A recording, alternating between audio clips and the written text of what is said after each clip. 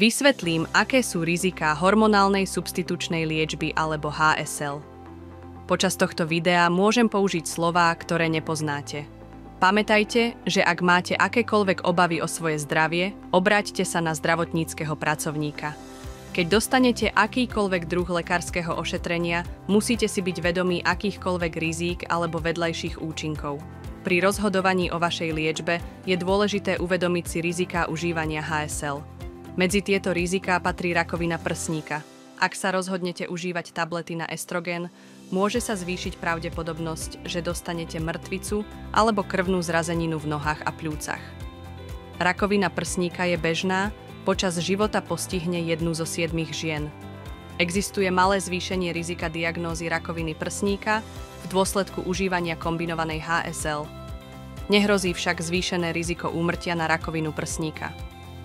HSL obsahujúca len estrogén a určité gestagény, ako sú utrogetanové tablety a hormonálne špirály, môžu mať nižšie riziko rakoviny prsníka ako iné formy HSL. Je dôležité, aby ste sa naďalej zúčastňovali na vyšetrení prsníkov a pravidelne si kontrolovali prsia, aby ste si mohli všimnúť akékoľvek zmeny.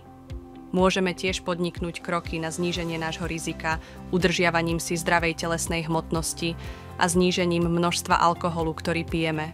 Perorálne estrogénové tablety sú spojené s vyšším rizikom mŕtvice a krvných zrazenín v nohách a pľúcach. V dôsledku toho sa neodporúčajú ľuďom s inými rizikovými faktormi pre tieto stavy. Napríklad migrény v anamnéze, ľudia vo veku nad 60 rokov, ak máte index telesnej hmotnosti nad 30 a ľudia, ktorí fajčia. Alternatívna estrogénová liečba, ktorá sa dodáva cez kožu, ako sú gély, spreje a náplasti, sú vhodnejšie, pretože nezvyšujú riziko mŕtvice a krvných zrazenín. Informácie o riziku rakoviny vaječníkov sú obmedzené. Vieme však, že u užívateľiek HSL môže byť mierne zvýšené riziko vzniku ochorenia. Stručne povedané, hlavným rizikom užívania HSL je vyššie riziko diagnózy rakoviny prsníka. Tí, ktorí užívajú perorálny estrogén, by si tiež mali uvedomiť, že je pravdepodobnejšie, že budú trpieť mŕtvicou alebo krvnou zrazeninou v nohách a pľúcach.